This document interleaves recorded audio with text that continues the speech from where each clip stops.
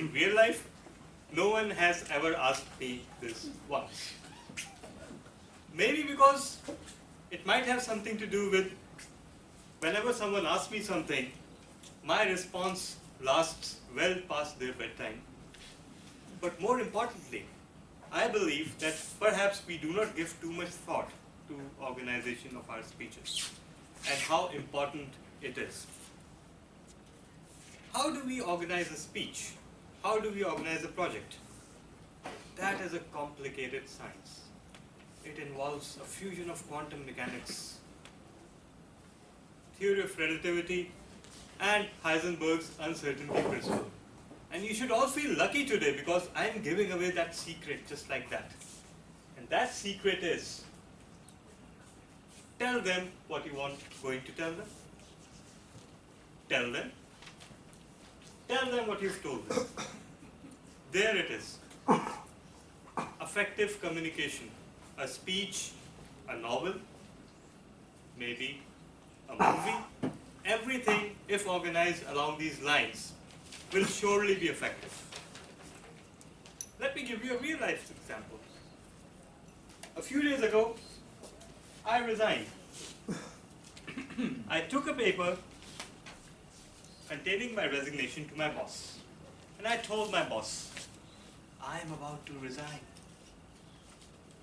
First part completed. Then I shoved the paper in his face and said, this is my resignation. So, second part and the third part.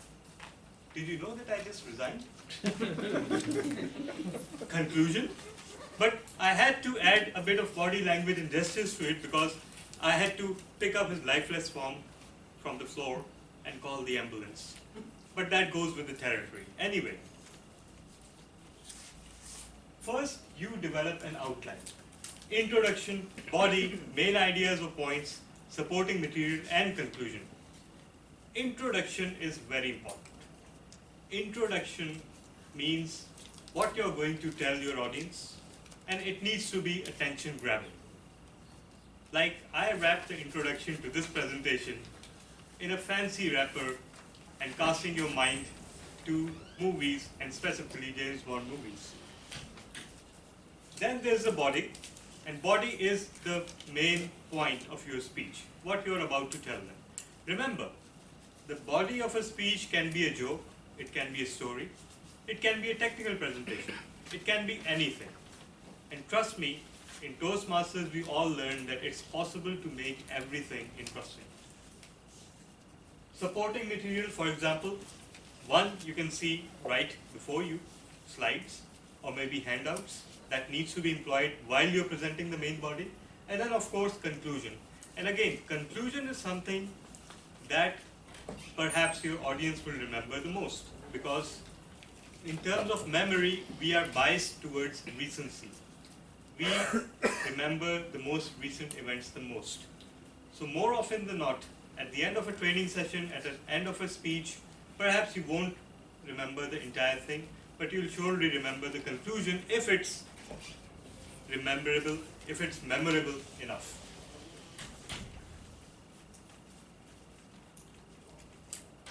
So, how do you develop the content of your speech around these principles? Again, I ask you to keep repeating in your mind. Tell them what you're about to tell them. Tell them and tell them what you just told them. If you keep that sequence in mind, anything can become easy. List key points, arrange them in order, expand upon these points, develop an introduction, and develop a close. Now, you will see that this sequence is a little bit off from the sequence that I told you. That's because of the simple reason that your preparation needs to be in a certain order, but the outcome needs to be in that order that I told you. First of all, list key points, and that's very important because if you have a strong enough idea, only then you can deliver a great memorable speech. So you need to have clarity about your key points. Arrange them in order, arrange them in logical order. So one point flows into each other. And there's also a project in Toastmasters related to this, and that is how to say it. where you work your way from an introduction to your main point of the speech. Expand upon these points. What explanations or supports that you're willing to give towards your speech points that you need to develop in advance. Trust me, these three items are the meat or the middle of your speech, and that needs to be developed first. Why? Because once you've developed these 3 points, you need to read the material as an audience.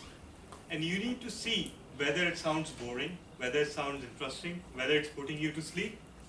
If it is sounding boring to you, if it's not attracting your interest, then chances are that it won't attract the interest of an audience.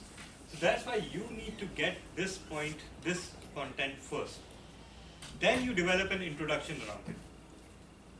And the introduction obviously will be something related to the topic, but again, it can start off at a completely different tangent.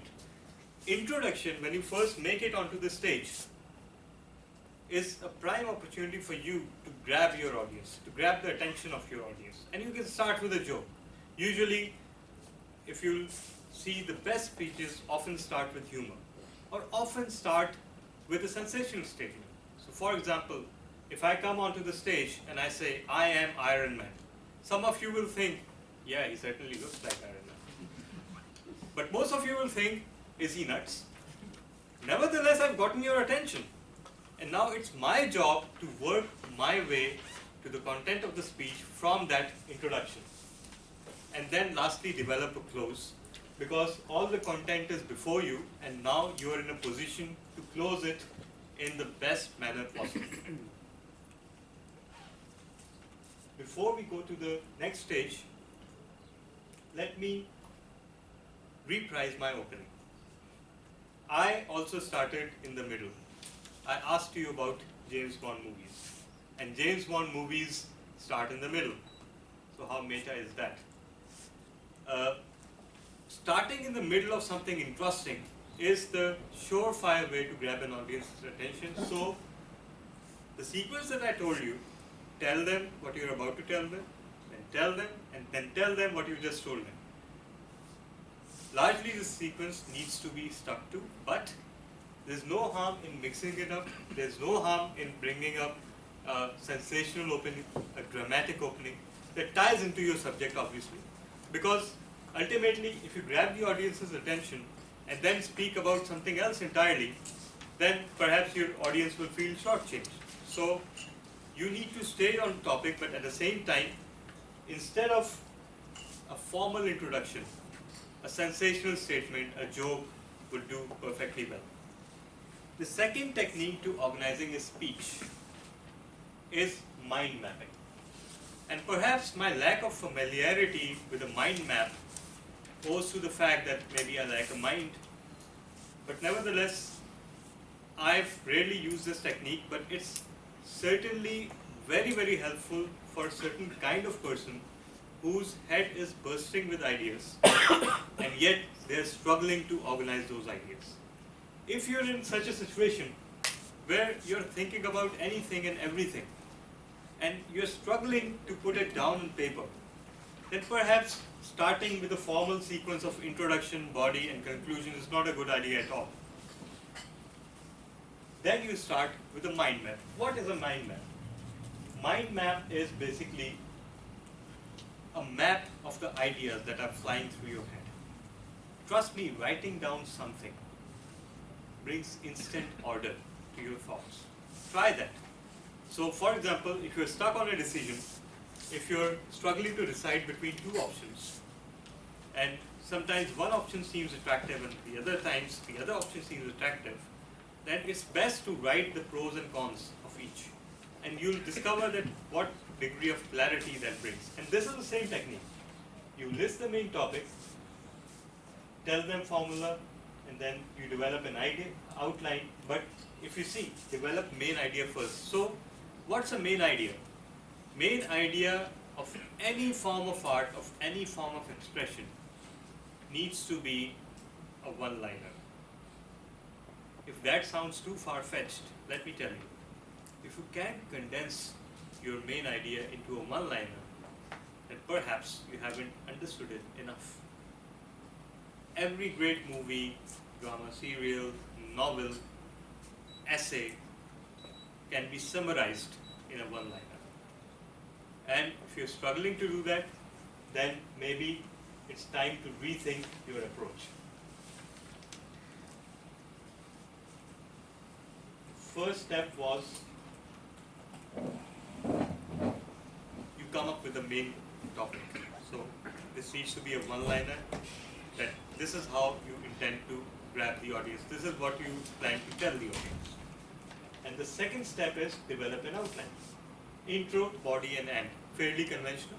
But again, if you do it in this form, this will grant the freedom of thought to your mind. Trust me, if you do something in pictorial or diagrammatic form, or in the form of connected boxes like this, you will experience much more creative freedom. If you're not tied to the physical form of a speech as yet, then you will discover that your mind is freer to think. Now, once you have developed your mind map, how to declutter it, and that's very important, because again, your mind may be full of ideas and you might want to cram a ton of things into a single presentation. Trust me, and I've learned the hard way, that's never a good idea. You need to condense your thoughts, you need to condense them in a clearly communicatable whole. It does not need to be complicated. Your degree of familiarity with the subject may not be mirrored by that of an audience. And if you're a specialist, if you're really good at what you do, if you're really, really brilliant at your line of work, or at your art, or anything, your litmus test is how well you're able to explain it to a complete stranger, and how well you're able to grab the attention of an audience that has nothing to do with your topic of choice. Trust me, that litmus test is what identifies the greatest speakers that we know. So, when you're creating your mind map, you should use separate paper to record extra material, use whatever symbols, numbers, color coding that helps you organize your ideas. Again, this approach may differ from person to person. Some people think in terms of images. So, if you're a person, you should first organize your speech in terms of images. What are comic books? They are a succession of images that tell a story, and they are as accepted and respected as any other art form. Even though our perception is that comic books are for children, but trust me, that's not the perception around the world.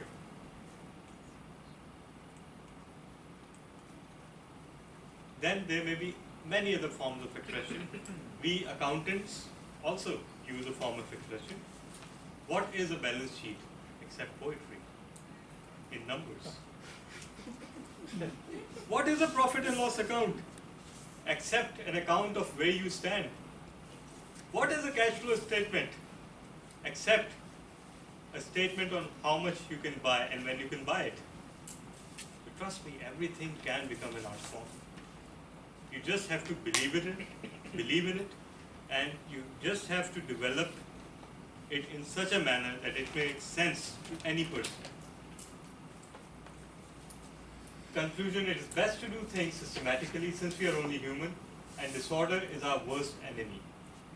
I'll differ slightly with this statement. Trust me, disorder of ideas in your mind is your greatest asset, because only out of disorder rises new ideas, rises new order. And therefore, don't be afraid of disorder, but at the same time, be sure to organize it for the audience to understand. Thank you so much.